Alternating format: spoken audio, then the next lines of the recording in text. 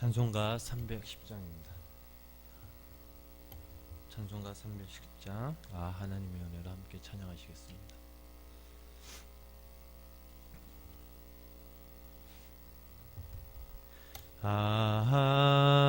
하나님의 은혜로 있을 데 없는 자 왜 구속하여 주는지 난 알 수 없도다.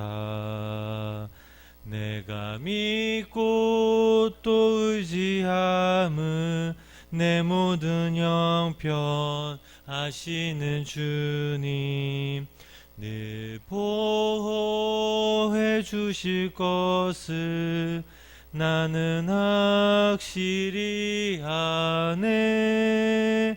왜 내게 굳센 믿음과 또 복음 주셔서 내 맘이 항상 편한지 난 알 수 없도다.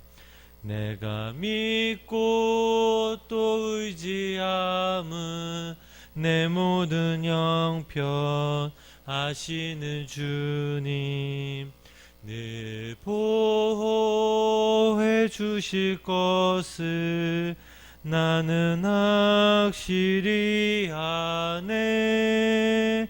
왜 내게 성령 주셔서 내 마음 감동해 주 예수 믿게 하는지 난 알 수 없도다. 내가 믿고 또 의지함은 내 모든 형편 아시는 주님 늘 보호해 주실 것을 나는 확실히 아네. 주 언제 강림하실지 혹 밤에 혹 낮에 주님 만날 그곳도 난 알 수 없도다. 내가 믿고 또 의지함은 내 모든 형편 아시는 주님 늘 보호해 주실 것을 나는 확실히 아네. 아멘. 시간 사도신경으로 신앙 고백 드리시겠습니다. 전능하사 천지를 만드신 하나님 아버지를 내가 믿사오며 그 외아들 우리 주 예수 그리스도를 믿사오니 이는 성령으로 잉태하사 동정녀 마리아에게 나시고 본디오 빌라도에게 고난을 받으사 십자가에 못 박혀 죽으시고 장사한 지 사흘 만에 죽은 자 가운데서 다시 살아나시며 하늘에 오르사 전능하신 하나님 우편에 앉아 계시다가 저희로서 산자와 죽은 자를 심판하러 오시리라. 성령을 믿사오며 거룩한 공예와 성도가 서로 교통하는 것과 죄를 사하여 주시는 것과 몸이 다시 사는 것과 영원히 사는 것을 믿사옵나이다. 아멘. 오늘 시간 함께 보신 말씀은 사도행전 11장 1절부터 18절까지 말씀입니다. 사도행전 11장 1절부터 18절까지 말씀입니다.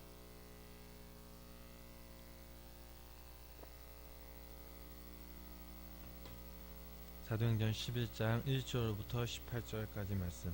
제가 한 절 읽고 여러분도 한 절 읽으시고 마지막 18절은 다 같이 함께 읽으시겠습니다. 유대에 있는 사도들과 형제들이 이방인들도 하나님의 말씀을 받았다 함을 들었더니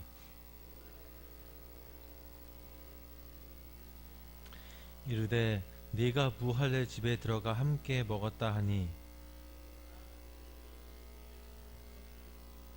이르되 내가 욥바시에서 기도할 때에 항원한 중에 한 상을 보니 큰 보자기 같은 그릇이 내 귀에 메어 하늘로부터 내려 내 앞에까지 드리워지거늘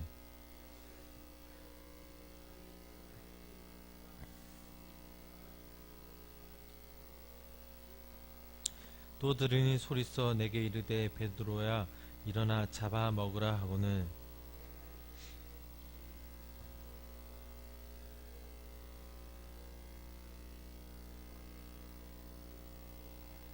또 하늘로부터 두 번째 소리써 내게 이르되 하나님이 깨끗하게 하신 것을 내가 속되다가 하지 말라 하더라.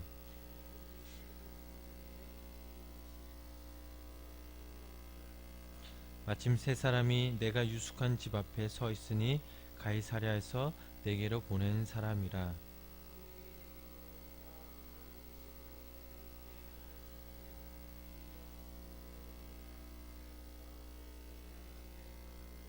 그가 우리에게 말하기를 천사가 내 집에 서서 말하되 내가 사람을 욥바에 보내어 베드로라 하는 시몬을 청하라.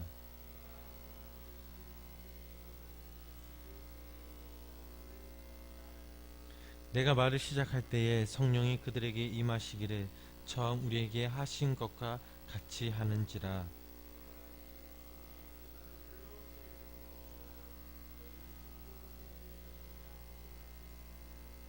그런즉 하나님이 우리가 주 예수 그리스도를 믿을 때에 주신 것과 같은 선물을 그들에게도 주셨으니 내가 누구이기에 하나님을 능히 맡겠느냐 하더라. 그들이 이 말을 듣고 잠잠하여 하나님께 영광을 돌려 이르되 그러면 하나님께서 이방인에게도 생명 얻는 회개를 주셨도라 하니라. 아멘. 오늘도 살아계신 하나님의 귀한 은혜와 사랑이 여러분들 삶 속에 임하시길 간절히 소망합니다. 사도 베드로가 로마의 백부장 고넬료 일행들에게 복음을 전하는 것은 놀라운 사건이었습니다. 그러나 오늘 본문 말씀을 읽어보니까 베드로가 예루살렘으로 돌아왔을 때 많은 그리스도인들이 환영을 한 것이 아니라 오히려 그 반대로 베드로를 향한 비난이었습니다.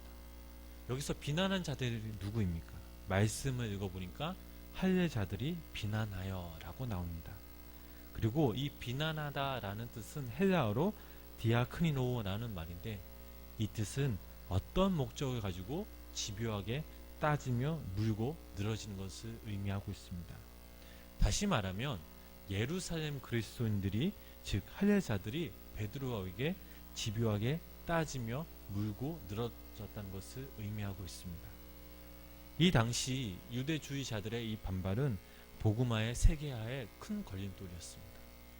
하지만 하나님이 주신 베드로에게 지혜로 은혜로 말미암아 이 모든 것들이 잘 해결되었고 저희가 다음 시간에 말씀을 읽겠지만 안디옥 교회가 이방 세계에 복음을 전하는 데 큰 역할을 할 수 있었습니다. 오늘 저희들이 이 말씀을 통해서 눈여겨볼 것은 바로 베드로의 행동입니다. 사도 베드로는 예전에 어떤 사람이었습니까? 성격이 급하고 성격이 불같고 변덕스러운 사람이었습니다. 주님께 극찬받은 사람도 베드로였습니다. 하지만 교만에 빠져 사탄에 질탄당한 사람도 베드로였습니다. 대제사장의 명령을 받은 무리들이 겟세마네 동산에서 예수님을 체포하려 하자 칼을 휘두르어 제일 선두에 있던 그 말구에 길을 베어버린 사람도 베드로였습니다. 예수님을 끝까지 따르겠다고 호언장담하였지만 바로 그날 밤에 예수님을 3번이나 부인하며 배신한 사람도 바로 베드로였습니다. 닭의 울음소리에 자신의 잘못을 깨닫고 통곡하며 울던 사람도 베드로였습니다. 날이 밝은 뒤 십자가에 못 박히신 그 예수님을 버리고 도망친 사람도 바로 베드로였습니다. 이렇게 참 그 베드로의 인생이 험난하였고 참 굴곡이 있는 사람이었습니다. 베드로는 가이사랴의 성령님의 인도하심에 따라 일을 하고 예루살렘으로 돌아왔을 뿐인데 많은 예루살렘 그리스도인들이 베드로에게 집요하게 묻고 따지기 시작합니다. 예전 베드로라면 이런 사람들에게 불같이 화를 내는 게 정상인데 오히려 너희들이 그리스도이냐며 말할 수 있는데, 오늘 저희들이 이 말씀을 읽어보니까 베드로는 뜻밖의 행동을 합니다. 우리 3절, 4절 말씀을 다 같이 함께 읽어보시겠습니다. 이르되 네가 무할의 집에 들어가 함께 먹었다니 베드로가 그들에게 이 일을 차례로 설명하여. 아멘. 오늘 이 말씀에 주목해 볼 것은 그들에게 이 일을 차례로 설명하여 라는 그 말씀입니다. 베드로를 비난하는 그들에게 베드로는 화를 내지 않고 오히려 베드로에게 있었던 일들을 차례대로 설명하기 시작합니다. 자신이 왜 어떻게 가이사랴에 갔는지, 가이사랴에서 이방인 고넬료 일행들에게 복음을 전하고 세례를 베풀었는지, 그리고 그곳에 유숙하면서 이방인들과 함께 식사를 나누었던 일들까지 하나하나 설명을 한 것입니다. 그 내용이 오늘 저희들이 읽은 사도행전 11장 5절부터 그 17절까지의 그 말씀입니다. 베드로의 행동을 보면 참으로 놀랍습니다. 자신을 혹독하게 비난하는 사람들에게 스스로 자제하면서 끝까지 그들에게 하나하나 설명을 해줍니다. 예전 베드로였으면 상상하지 못했을 일입니다. 이렇게 하나님의 사람은 날마다 그분의 은혜로 변화되는 것을 우리는 알 수가 있습니다. 예루살렘 그리스도인들에게 베드로의 설명이 끝나자 그들의 반응이 어떻습니까? 본문 18절 말씀 함께 읽어보시겠습니다. 그들이 이 말을 듣고 잠잠하여 하나님께 영광을 돌려 이르되 그러면 하나님께서 이방인에게도 생명 얻는 해결을 주셨도라 하니라. 아멘.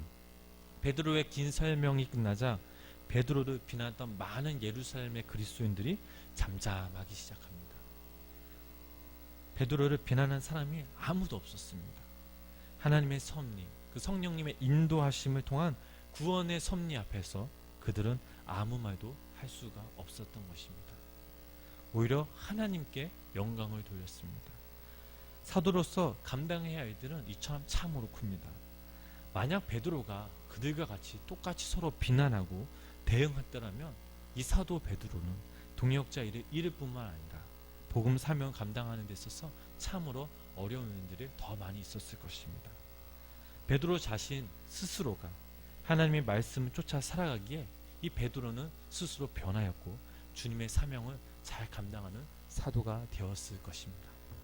우리 17절 말씀 함께 읽어보시겠습니다. 그런즉 하나님이 우리가 주 예수 그리스도를 믿을 때에 주신 것과 같은 선물을 그들에게도 주셨으니 내가 누구이기에 하나님을 능히 맡겠느냐 하더라. 아멘.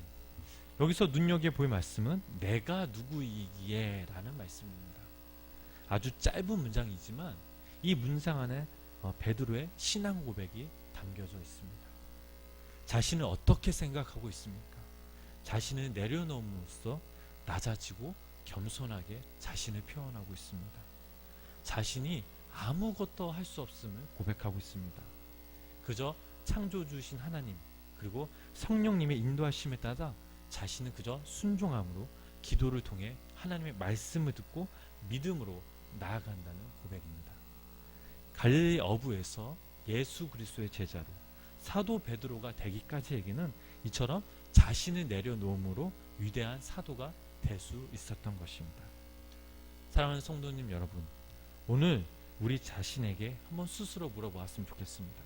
나는 누구이고 나의 사명은 무엇이고 가정에서 나는 누구이며 교회에서 나는 누구인가를 한번 스스로 물어보았으면 좋겠습니다. 우리가 잊지 말아야 할 것은 우리는 하나님의 창조주 피조물임을 잊지 말아야 합니다. 하나님이 우리를 부르신 목적은 하나님의 분명한 뜻과 목적이 있기에 우리를 부르신 줄 믿습니다. 우리가 살아가면서 원치 않은 상황이 올 때 그 상황 속에서 우리들을 인도하시고 지키시는 하나님을 기억하며 그분께 모든 걸 맡기며 기도해야 될 줄 믿으시기를 소망합니다. 저와 여러분이 날마다 하나님의 뜻이 무엇인지 쉬지 말고 기도하길 소망합니다. 기도로 통해서 하나님과 더 친밀해지길 소망합니다. 기도의 응답으로 더욱더 하나님의 은혜에 감사함으로 그 감사함으로 주님께 영광 돌리길 소망합니다. 나의 뜻, 나의 고집으로 살아가는 것이 아니라 하나님의 뜻을 구하며 하나님의 뜻에 따라 순종하며 사는 저와 여러분들 되시기를 간절히 축원합니다. 기도하겠습니다. 하나님, 한 주간 저희들을 지켜주시고 인도하여 주신 은혜 감사를 드립니다. 늘 동행하시는 성령님의 감동을 따라 감사와 기도가 끊이지 않는 거룩한 주님의 자녀들이 되길 소망합니다. 저희들의 생활에 예배가 되도록 늘 함께 하시며 저희들의 삶 속에 하나님의 나라가 이루어지게 하여 주시옵소서. 저희들이 살아가면서 나는 누구인가, 나는 지금 어떤 사명을 가지고 살아가고 있는가 라는 질문을 하여 우리가 잘못된 길을 가고 있다면 저희들을 인도하셔서 주님이 가시는 그 길 저희들도 뒤따라가게 하여 주시옵소서. 주님의 자녀라고 고백하지만 아직도 변화되지 못한 모습들이 참 많이 있음을 고백합니다. 주님의 하나님, 사도 베드로처럼 하나님의 뜻을 구하며 하나님의 뜻에 따라 순종하는 자녀들이 되도록 주님 함께하여 주시옵소서. 하나님, 오늘은 주님의 날입니다. 오늘 하루 우리가 마음과 정성을 다하여 주님께 경배하게 하시고 먼저 우리들의 영혼을 깨끗하게 하시며 정결하여 주시옵소서. 오늘 하루도 주님께 맡깁니다. 성령님 함께하여 주시고 이 모든 말씀 살아계신 예수 그리스도의 이름으로 기도드렸습니다. 아멘. 우리 찬송